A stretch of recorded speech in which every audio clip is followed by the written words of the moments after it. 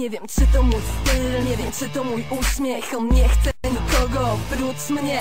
Jest 7:30, dzwoni od rana, od momentu, gdy się z nim rozstałam. Dramat, patrz na kolana, chce, nie może zasnąć. I zawsze się wkurza, gdy rzucam słuchawką. Zna swoją wartość, papa jest twardy. Później w sypialni tylko dostaje klapsy. Kocham jak patrzy, chociaż nie robi wyznań. To trzyma za rękę jak prawdziwy mężczyzna. Ja jak mała dziewczynka się poddaję posłusznie. Jak zawoła to przyjdę, jak rozkaże to pójdę. Jego dłonie sprawiają, że mam dreszcze.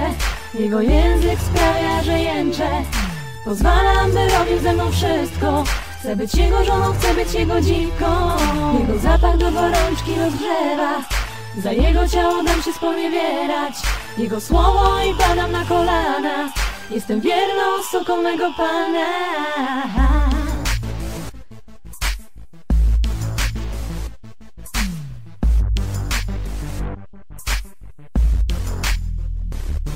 Wiem, że to jest ten styl, wiem, że to jest ten uśmiech, który sprawia, że mówię nie odpuszczę.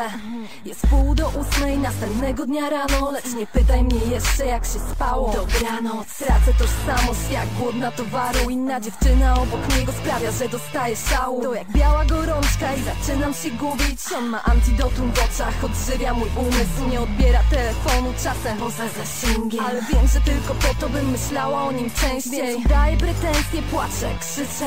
Chociaż wiem, że ma mój numer jako pierwszy na liście. Tylko ja sypiam w jego ramionach. To dla niego zostałam stworzona. Tylko mnie nazywa kochaniem. To mój teren pod jego ubraniem. To moje imię ma na ramieniu. Tylko ze mną na tylnym siedzeniu. Moje paznokcie na jego plecach. I to ja będę matką jego dziecka.